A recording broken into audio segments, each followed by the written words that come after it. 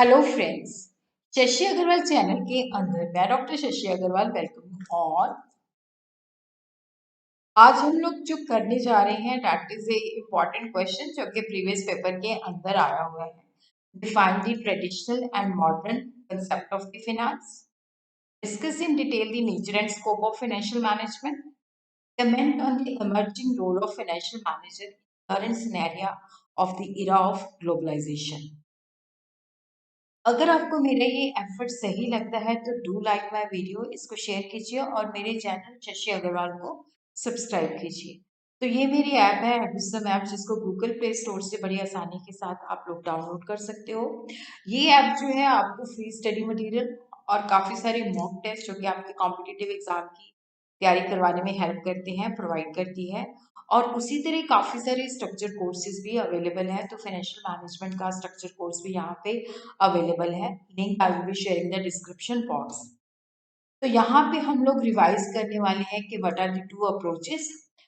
उसी के साथ ही इसके अंदर मैंने एक क्वेश्चन और ऐड कर दिया है, profit maximization versus wealth maximization. That is also a very important question. And the role and function of the finance manager, nature and scope को हम सबसे एंड में करेंगे। तो फर्स्ट ऑफ ऑल हम देखते हैं कि फाइनेंशियल मैनेजमेंट को जो डिफाइन करती हैं टू अप्रोचेज हैं। एक ट्रेडिशनल अप्रोच है, एक मॉडर्न अप्रोच है। ट्रेडिशनल अप्रोच के मुताबिक जो फाइनेंशियल मैनेजमेंट की that was only concern with the procurement of the funds, कि हम फंड्स को किस तरह से प्राप्त करते हैं। उसका जो यूटिलाइजेशन का कंसेप्ट है that was not its scope. तो there are two approaches, traditional approach and modern approach. तो जिसको हम वन बाय वन करके अंडरस्टैंड करेंगे। ट्रेडिशनल अप्रोच जो थी 1920 एंड 1930 के अंदर थी, और इस पीरियड के अंदर फाइनेंशियल मैनेजमेंट को कॉर्पोरेशन फाइनेंस के नाम से जाना जाता था। ट्रेडिशनल अप्रोच के अंदर जो फाइनेंशियल मैनेजमेंट का स्कोप था दैट वाज वेरी नैरो, जिसके अंदर सिर्फ ट्रेडिशनल अप्रोच ये मानती थी कि जो फाइनेंशियल मैनेजमेंट है उसका जो फंक्शन है that is of obtaining of the funds, not of the utilization fund. तो scope covered capital market institution, instrument, practices involve in the raising of external funds. अब हम देखते हैं कि जो ट्रेडिशनल अप्रोच थी that suffer from many shortcomings, like it was a outsider looking approach. Working capital finance and management को ये ignore करती थी कि किस तरह से हमने फंड्स को एलोकेट करना है। इट वाज फंक्शन के हमने फंड्स को किस तरह से प्राप्त करना है, किस तरह से यूटिलाइज करना है, किस तरह से एलोकेट करना है, that was not in the scope. और ये शॉर्ट टर्म प्रॉब्लम्स को भी कंसिडर नहीं करती थी। उसी तरह जो मॉडर्न अप्रोच है वो फिनांस फंक्शन को ब्रॉडर सेंस के अंदर व्यू करती है, जिसके अंदर हम देखते हैं कि फंड्स को हम किस तरह से प्राप्त करते हैं, what are the various sources, और एलोकेशन यूटिलाइजेशन का भी देखती है। और उसके साथ जो फिनांस फंक्शन जो मतलब मॉडर्न अप्रोच है उसके अंदर हम फाइनेंशियल प्लानिंग करते हैं, फंड्स की रेजिंग करते हैं, किस तरह से फंड्स को हम एलोकेट करते हैं और इस तरह उसके ऊपर चेक भी रखते हैं। तो इसके अंदर जो मॉडर्न अप्रोच है इसके अंदर हम mix of model, mathematical program, simulation and financial engineering भी यूज की जाती है। तो मॉडर्न अप्रोच जो है कि किस तरह से इन्वेस्टमेंट डिसीजन, कि जैसे हमने कहाँ कहाँ पे इन्वेस्ट करना है, टोटल हमारी कितनी रिक्वायरमेंट है, हमने जो फिक्स एसेट है उसके अंदर कितना इन्वेस्ट करना है, और जो करंट एसेट है उसके अंदर कितना इन्वेस्ट करना है। फिनांसिंग है, what are the various sources, debt और इक्विटी, और इसी तरह short term and long term. Third जो है that is the dividend decision, जिसके अंदर हम देखते हैं कि जो कंपनी के पास सरप्लस बच जाता है उसके अंदर से कितना रिटेन करना है और कितना शेयर होल्डर को डिस्ट्रीब्यूट करना है। तो these are the two approaches, traditional and modern approach. उसी तरह ही हम देखते हैं कि जो मैंने यहाँ पे ऐड किया है ऑब्जेक्टिव ऑफ फाइनेंशियल मैनेजमेंट, या इस तरह से भी क्वेश्चन आ सकता है, profit maximization versus wealth maximization. तो फाइनेंशियल मैनेजमेंट के दो ऑब्जेक्टिव हैं, profit maximization and share holders wealth maximization. तो सबसे पहले we will understand what is profit maximization objective.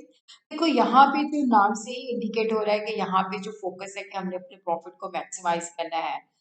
तो कि फर्म जो है या तो मैक्सिमम आउटपुट प्रोड्यूस करे गिवन इनपुट को यूज करके, या मिनिमम इनपुट को यूज करके स्पेसिफाइड आउटपुट प्रोड्यूस करे। तो देखो यहाँ पे जब हम प्रॉफिट को मैक्सिमाइज करते हैं, अपनी कॉस्ट को कट करते हैं, अपनी एफिशिएंसी को इनहांस करते हैं, तो यहाँ पे हमारा है कि हमने एफिशिएंसी को बढ़ाना है, अपने प्रॉफिट को मैक्सिमाइज करना है।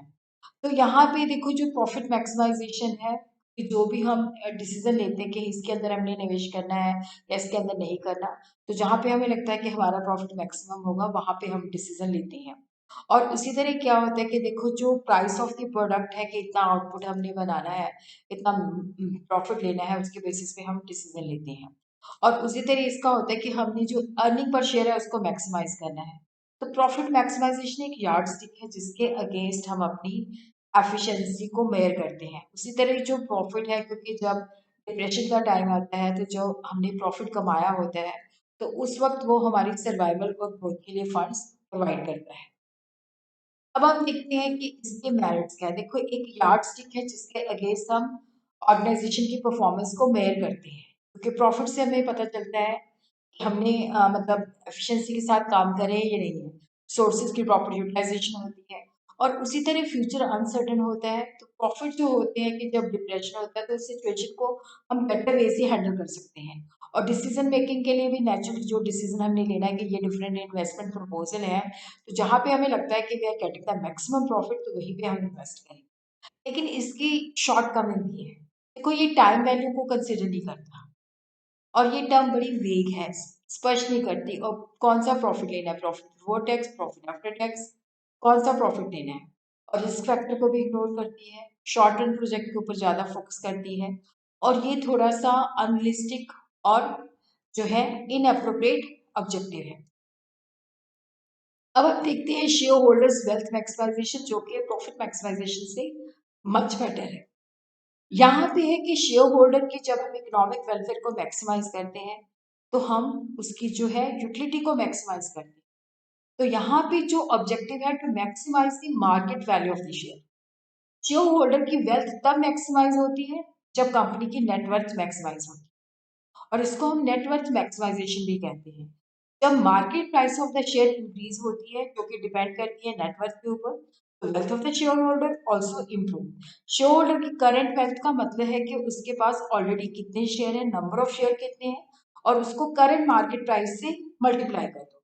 अगर जैसे मान लो मेरी 1000 शेयर है मेरे पास, तो करंट मार्केट प्राइस जो है 600 है, तो 600 को 1000 के साथ मल्टीप्लाई कर। वेल्थ का मतलब होता है कि हम यूटिलिटी जो कंज्यूमर को मिले, जो शेयर होल्डर को मिले, उसको मैक्सिमाइज करते हैं। तो यहाँ पे हमारा जो ऑब्जेक्टिव होता है शेयर होल्डर की यूटिलिटी को मैक्सिमाइज करना है। तो यहाँ पे है कि मैक्सिमम यूटिलिटी जो है हमने शेयर होल्डर को प्रोवाइड करनी है। और मैक्सिमम स्टॉक होल्डर वेल्थ का मतलब है कि जब हम उसकी शेयर की जो प्राइस है उसको मैक्सिमाइज करते हैं तो उसकी वेल्थ मैक्सिमाइज हो जाती है।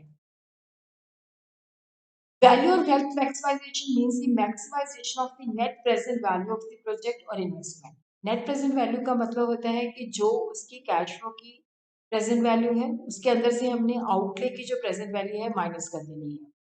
और उसी तरह future cash flow related cost of the project are discounted at a rate जो कि टाइम और अनसर्टिनिटी दोनों को शो करता है। तो यहाँ पे जो ऑब्जेक्टिव है that is to maximize the value of the firm. Value of the firm जो है वो पता चलती है कि जब उसकी शेयर की प्राइसेस बढ़ती हैं। और उसी तरह market price of the share takes into account present and prospective future earning per share, timing और रिस्क को भी कंसिडर करती है, डिविडेंड पॉलिसी को भी कंसिडर करती है, अदर फैक्टर्स को भी कंसिडर करती है। ऑब्जेक्टिव जो वैलिड ऑब्जेक्टिव है that is the wealth maximization objective.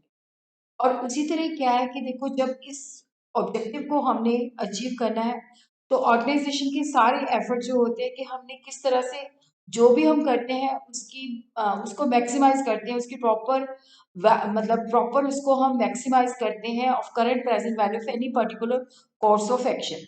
देखो जब भी हम कोई एक्शन करते हैं, जो भी फाइनेंशियल डिसीजन लेना है, तो उसका कॉस्ट बेनिफिट एनालिसिस करते हैं कि ये कॉस्ट है, ये बेनिफिट है। डेफिनेटली जहाँ पे बेनिफिट ज़्यादा है, कॉस्ट कम है, तो उसको हम करते हैं। शेयर होल्डर का जो वेल्थ मैक्सिमाइजेशन है उससे ये कंक्लूड कर सकते हैं कि ये शेयर होल्डर का और जो अदर स्टेक होल्डर्स हैं, जैसे जिन लोगों ने हमें पैसे दिए हैं, जो क्रेडिटर है, एम्प्लॉयज हैं, सोसाइटी है, सबके इंटरेस्ट को सर्व करती है। और ऑनर का इकोनॉमिक वेलफेयर के साथ भी ये कंसिस्टेंट है। और ये long run survival and growth के ऊपर फोकस करती है, रिस्क फैक्टर को भी कंसिडर करती है। और डिविडेंड पॉलिसी का मार्केट प्राइस के ऊपर क्या इम्पैक्ट होता है उसको भी स्टडी करती है। और यहाँ पे जब हम वेल्थ मैक्सिमाइजेशन की बात करते हैं तो it means maximizing stock holders utility.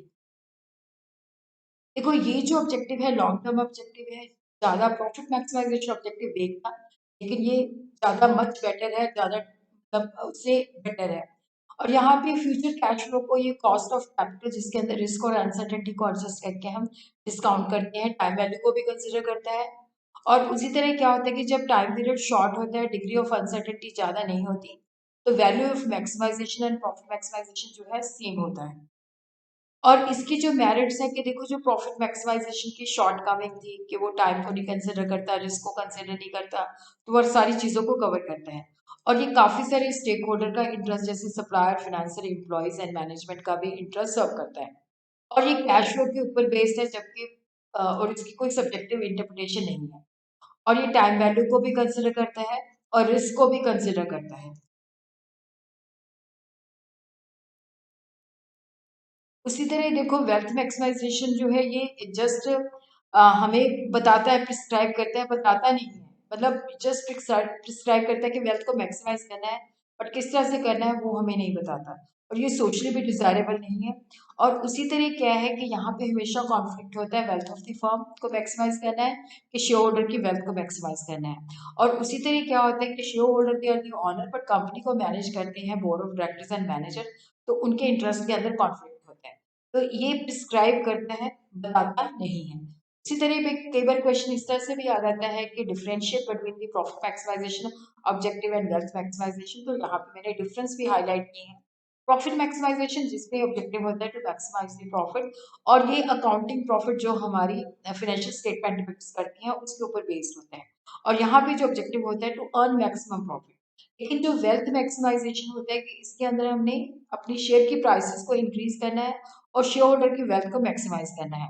Profit maximisation short term के ऊपर फोकस करता है, वेल्थ मैक्सिमाइजेशन लॉन्ग टर्म के ऊपर करता है। प्रॉफिट मैक्सिमाइजेशन टाइम और रिस्क को इग्नोर करता है, लेकिन ये टाइम और रिस्क दोनों को कंसिडर करता है। और उसी तरह it ignore the timing of the return, but यहाँ पे जो वेल्थ मैक्सिमाइजेशन ऑब्जेक्टिव है, it recognize the risk and uncertainty. Now we will understand the role of finance manager, और we could say the role and function of the finance manager. देखो finance manager का जो काम है वो बहुत ही complicated हो जाता है, क्योंकि जैसे अब कंपटीशन भी इंटेंस है, ग्लोबलाइजेशन का टाइम है, तो डेफिनेटली वहाँ पे उसको पहले तो जो भी हमने बिजनेस सेट करना है उसके अंदर कितनी फंड रिक्वायरमेंट है, both long term and short term requirement को वो असेस करता है। पास्ट रिकॉर्ड फाइनेंशियल स्टेटमेंट्स को स्टडी करता है, इकोनॉमिक कंडीशन को असेस करता है, और उसके बेसिस पे वो अपनी balance sheet and profit and loss account जो है बनाता है, एस्टिमेट करता है कि हमें इतनी फंड्स की रिक्वायरमेंट है। और उसी तरह जब वो डिसाइड कर लेता है कि हमें बिजनेस को चलाने के लिए या बिजनेस को कई नया, अगर हमने बिजनेस को एक्सपैंड करना है, तो वहां पे हमें इतनी टोटल फंड्स की रिक्वायरमेंट है। उसके बाद वो डिसाइड करते हैं कि कितना पोर्शन इक्विटी का होगा, कितना पोर्शन डेट का होगा, तो कैपिटल स्ट्रक्चर वो डिसाइड करते हैं। तो वहां पे देखते हैं कि ये मेरे सोर्सेज जहाँ से हम फंड्स ले सकते हैं। तो ऑब्जेक्टिव होता है to minimize the weighted cost of capital. इसी तरह वो लॉन्ग टर्म के लिए भी हमें फंड चाहिए, क्योंकि वो अर्निंग कैपेसिटी जनरेट करते हैं। उसी तरह ही हमें डे टू डे रनिंग के लिए भी पैसा चाहिए, तो वो सारी चीजें जो है वो असेस करता है। और उसी तरह उसके बाद वो देखता है कि किस तरह से वो फंड्स को रेज कर सकता है, क्या मतलब क्या मेथड्स है जिसके द्वारा, जैसे इक्विटी शेयर्स है तो वो किस तरह से आईपीओ के द्वारा लेना है, या प्राइवेटली प्लेस करना है, या डिबेंचर्स के द्वारा, मतलब वो सारी चीजें देखते हैं कि किस तरह से मैंने फंड्स को रेज करना है। फिर उस तरह से फंड जब उसके पास आ जाते हैं तो वो डिसाइड करता है कि लॉन्ग टर्म एसेट और करंट एसेट के अंदर कितना इन्वेस्ट करना है। लॉन्ग टर्म एसेट जो है अर्निंग कैपेसिटी जनरेट करते हैं, करंट एसेट जो है डे टू डे रनिंग के लिए जरूरी होते हैं। तो उसी तरह वो प्रॉफिट को भी प्लान करता है कि कितना वॉल्यूम उसने प्रोड्यूस करना है, कहाँ पे ब्रेक इवन आ जाएगा, उसकी कॉस्ट क्या होगी, प्राइसिंग किस तरह से रखनी है। और उसी तरह वो कैपिटल मार्केट को भी अंडरस्टैंड करता है, और वो अपनी रिक्वायर्ड रिटर्न को भी कैलकुलेट करता है। तो these are the function and role of the finance manager, और we could say the chief of the financial officer. So now we will understand the nature and scope of the financial management. First of all, we will understand what is the meaning of financial management. Financial management as practiced by corporate firm can be called corporate finance, business finance. Finance function has given birth to financial management. Financial management is that part of the management which is concerned with the planning and controlling of the firm's financial sources. इसके अंदर हम देखते हैं कि what are the various sources, और ये जो sources हैं मतलब हमारे पास क्या सोर्सेज है, लॉन्ग टर्म सोर्सेज क्या है, शॉर्ट टर्म सोर्सेज क्या है. Sources must be suitable and economical for the needs of the business. इसके अंदर क्या होता है कि कहाँ से हमने फंड्स लेने हैं, किस तरह से उसको हमने यूटिलाइज करना है, क्योंकि जो ट्रेडिशनल डेफिनेशन थी उसका जो फोकस था that was only of obtaining of the funds. The scope of corporation finance is so wide to cover the financial activities of the business from the beginning. जब हमारे दिमाग में आइडिया आता है, फिर उसके बाद जब हम सेट करते हैं, जब हम इसको ग्रो करते हैं, एक्सपैंड करते हैं, इवन जब हम इसको एंड करते हैं, then we also require funds. Corporation finance deals with the financial planning. किस तरह से फंड्स को प्राप्त करना है, किस तरह से उनको यूज करना है, एलोकेट करना है, किस तरह से उन पे चेक रखना है. Financial management is the application of the planning and control of the finance function. The area of business management devoted to a judicious use of capital and careful selection of the resources of capital in order to enable a spending unit to move in the direction of reaching its goal. तो financial management का मतलब है कि हम किस तरह से funds को प्राप्त करते हैं, किस तरह से उसको यूज करते हैं ताकि हम अपने शेयर होल्डर की वेल्थ को मैक्सिमाइज कर सकें. So what is the nature and future of the financial management? It's an integral part of overall management. Financial consideration, देखो जो भी हमने बिजनेस करना है तो finance is nerve centre of everything. तो हमें फिनांस हर सिचुएशन के अंदर चाहिए, चाहे वो बड़ी ऑर्गेनाइजेशन है चाहे वो स्मॉलर ऑर्गेनाइजेशन है. तो जो भी हमारा काम है, जो भी हमारे फंक्शन है, सबका फिनांस जो है इंटीग्रल पार्ट है. तो फाइनेंशियल डिसीजन जो होते हैं they are focusing on increasing and maximizing and optimization of the value of the firm. के अंदर है कि नेचुरली जब हम इन्वेस्ट करते हैं तो हम देखते हैं कि रिस्क और रिटर्न को किस तरह से बैलेंस करना है. जब फाइनेंशियल मैनेजर इन्वेस्ट करता है तो कितना रिस्क हमारी फर्म जो है बेयर कर सकती है और हमारी एक्सपेक्टेड रिटर्न क्या होगी. और उसी तरह ही देखो जो फाइनेंशियल मैनेजमेंट के अंदर हमारे जो डिसीजन होते हैं हमारी सर्वाइवल, ग्रोथ एंड फंक्शनिंग को इफेक्ट करते हैं. उसी तरह जो फिनांस फंक्शन, जो फाइनेंशियल डिसीजन है जैसे इन्वेस्टमेंट है कि हमने लॉन्ग टर्म के अंदर कितना इन्वेस्ट करना है, फिक्स एसेट के अंदर कितना करना है, करंट एसेट के अंदर कितना करना है, फंड्स कहाँ से लेना है, और फिर जो प्रॉफिट है कितना रिटेन करना है, कितना डिस्ट्रीब्यूट करना है. तो नेचुरली यहाँ पे हमें दूसरे सिस्टम के साथ भी कोऑर्डिनेट करना पड़ेगा. और फाइनेंशियल मैनेजमेंट का जो प्रोसेस है ये कंटिन्यूशन है, इट्स नेवर एंडिंग एक्टिविटी. अब हम देखते हैं कि what is the scope of financial management. Estimating the financial requirement, जिसके अंदर एस्टिमेट किया जाता है कि हमें टोटल फंड्स कितने चाहिए. बिजनेस के अंदर देखो तीन चीजें बहुत इंपॉर्टेंट होती है, चीजों को प्रोड्यूस करना, उनकी मार्केटिंग करना, उनकी फाइनेंसिंग करना. तो फर्म को बिजनेस को रन करने के लिए रियल एसेट चाहिए जो कि इसकी अर्निंग कैपेसिटी जो है, प्रोडक्टिव कैपेसिटी जनरेट करते हैं. बिजनेस इंटेंजिबल रियल एसेट चाहिए जैसे technical know how, patents, copyright etcetera. और उसी तरह फर्म जो है इनको फिनांस मतलब इनके लिए जो हमें प्रोडक्टिव कैपेसिटी हमारी जनरेट करते हैं उसके लिए फंड जनरेट करती है ताकि जो इन्वेस्ट हमने पैसा किया है उसके अंदर हमें सफिशिएंट रिटर्न जनरेट हो. फिर उसके बाद देखो जब हमने फंड्स का सोच लिया कि अब हमें इतना टोटल फंड चाहिए, उसके बाद हम देखते हैं कि कितना हिस्सा डेट का होगा, कितना हिस्सा इक्विटी का होगा. What are the various sources, long term sources क्या है, शॉर्ट टर्म सोर्सेज क्या है. तो हमारे पास देखो दो तरह के फंड्स होते हैं लॉन्ग टर्म के अंदर, equity funds and borrowed funds. ठीक है, इक्विटी फंड जो होती है, जो परमानेंट फंड्स होते हैं. बोरिंग जो है शॉर्ट टर्म भी हो सकती है, लॉन्ग टर्म भी हो सकती है. अब यहाँ पे कैपिटल स्ट्रक्चर के अंदर अ, मतलब ये होता है कि जो फिक्स एसेट है ये लॉन्ग टर्म डेट से फिनांस होनी चाहिए. अगर देखो गेस्टेशन पीरियड जो है, अ, अगर हमारा क्या है कि देखो जो फिक्स एसेट है लॉन्ग टर्म डेट से, और अगर हमारा गेस्टेशन पीरियड होता है कि जब हम बिजनेस को सेट कर रहे होते हैं, अगर रिटर्न हमारा कमर्शियल ऑपरेशन जो है लॉन्गर ड्यूरेशन के बाद है तो उस वक्त हमें डेट का इस्तेमाल कम करना चाहिए और इक्विटी का इस्तेमाल कम करना चाहिए. जब गेस्टेशन पीरियड लॉन्ग है कि जब हमने मतलब बिजनेस को सेट कर रहे हैं और रिटर्न के बीच में काफी गैप है, और तो उसके अंदर हमें इक्विटी के द्वारा फंड रेज ज्यादा करनी चाहिए. Long term fund should be employed to finance working capital if not wholly then partially. Working capital जो है ज्यादातर ये शॉर्ट टर्म से होना चाहिए बट कुछ हिस्सा जो है वो लॉन्ग टर्म फंड से हो सकता है. इसी तरह जब हम डिसाइड करते हैं कि हमारा इक्विटी का हिस्सा कितना होगा और डेट का कितना होगा, तो हम कॉस्ट को भी अवेलुएट करते हैं। तो हमारा यहाँ पे है कि डेट और इक्विटी का ऑप्टिमल डिसीजन होना चाहिए। Selecting a source of finance, यहाँ पे हम देखते हैं कि जैसे लॉन्ग टर्म सोर्सेज हैं, शेयर कैपिटल है, डिबेंचर्स है, financial institution, commercial banks and public deposit से हम फंड्स ले सकते हैं, और शॉर्ट टर्म के अंदर ये है। तो यहाँ पे नेचुरली हम देखते हैं कि किस सोर्स से हमने कितना फाइनेंस करना है, हमारी नीड क्या है, पर्पस क्या है, ऑब्जेक्टिव क्या है, कॉस्ट क्या है, तो वो हमारी सुटेबल सोर्स को जो है इफेक्ट करती है। इसी तरह selecting A pattern of investment, देखो यहाँ पे होता है कि हमने फिक्स एसेट, क्योंकि फंड जो हमें चाहिए दो चीजों के लिए चाहिए होते हैं, fix asset and working capital. Fix asset जो होती है, जो हमारा बिजनेस कैरी ऑन करती है, जिसके अंदर टेंजिबल एसेट्स आ जाते हैं, जो हमें दिखाई देते हैं, जिनको हम टच कर सकते हैं, कर सकते हैं, फर्नीचर है, बिल्डिंग है, मशीनरी है। इंटेंजिबल एसेट्स के अंदर आ जाता है technical know how, technological collaboration, patents and copyright etcetera. जिसके अंदर क्या होता है कि जो हम डिसीजन लेते हैं कैपिटल बजटिंग के अंदर, ट्रेडिशनल मॉडर्न टेक्निक्स हैं, अपॉर्चुनिटी कॉस्ट एनालिसिस हैं, जिसके बेसिस पे हम डिसीजन लेते हैं। और उसी तरह देखो, जब हम इन्वेस्ट करते हैं तो प्रॉफिटेबिलिटी, सेफ्टी और लिक्विडिटी को भी कंसिडर करते हैं।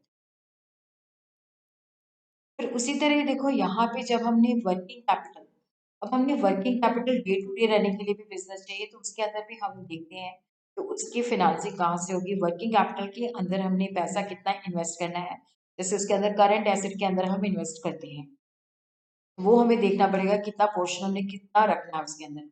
प्रॉपर कैश मैनेजमेंट का मतलब होता है कि जैसे डिफरेंट टाइम पीरियड के अंदर हम अपनी कैश रिक्वायरमेंट को असेस करते हैं, फिर देखते हैं कि कैश को किस तरह से हम अरेंज कर सकते हैं। कैश हमें चाहिए रॉ मटेरियल को परचेज करने के लिए, जो हमारे क्रेडिटर्स हैं उनकी पेमेंट्स के लिए, जो हमारी ऑर्गेनाइजेशन में काम करते हैं उनकी payments, wage bill, salary bill, और जैसे इलेक्ट्रिसिटी का एक्सपेंस है, मशीनों के अंदर ऑयल चाहिए, तो वो सारी चीज़ों को मीटअप करने के लिए। सोर्सेज ऑफ कैश जो है, कैश सेल है, जैसे हमने क्रेडिट पे सेल किया है तो वहां से हमारे पास पैसा आ जाता है, किसी को लोन दिया तो वहां से रिकवरी हो सकती है। और उसी तरह short term arrangement with the bank, और उसी तरह हम यहाँ पे प्रॉपर कैश मैनेजमेंट और कैश फ्लो स्टेटमेंट बनाते हैं ताकि कैश को सही तरीके से रखा जा सके। फाइनेंशियल कंट्रोल के अंदर देखते हैं कि हमारा फाइनेंस जो है प्रॉपरली यूटिलाइज होना चाहिए, उसका वेस्टफुल एक्सपेंडिचर नहीं होना चाहिए। Return on investment, budgeting control, break even analysis, cost control, और उसी तरह रेशियो एनालिसिस। तो यहाँ पे वेरियस कंट्रोल टेक्निक जो है फिनांस मैनेजर अप्लाई करता है, जिसके बेसिस पे वो देखता है कि कहाँ पे हम मतलब अगर हमें डिविएट हो रही है तो किस तरह से हमने करेक्टिव एक्शन लेने हैं। प्रॉपर यूज ऑफ सरप्लस, की जब हमारे पास प्रॉफिट बचता है तो उसको हम किस तरह से यूटिलाइज करते हैं, कितना हिस्सा हमें रिटेन करना है, कितना हिस्सा डिविडेंड पे करना है। अगर हमारे पास अपॉर्चुनिटीज हैं तो हम रिटेन ज़्यादा करते हैं, डिविडेंड कम देते हैं। और उसी तरह market value of the share जो है वो भी डिक्लेरेशन ऑफ डिविडेंड और एक्सपेक्टेड प्रॉफिटेबिलिटी के द्वारा प्रभावित होती है। तो उसी तरह जब हम डिविडेंड का डिसीजन लेते हैं तो जो डिविडेंड पॉलिसी हम बनाते हैं, तो अर्निंग का ट्रेंड क्या है, फ्यूचर के अंदर हमारी एक्सपेक्टेड अर्निंग क्या है, market value of the share क्या है, और जो हमें फर्दर अपने बिजनेस को एक्सपैंड करना है तो उसके लिए हमें फंड्स की कितनी आवश्यकता है।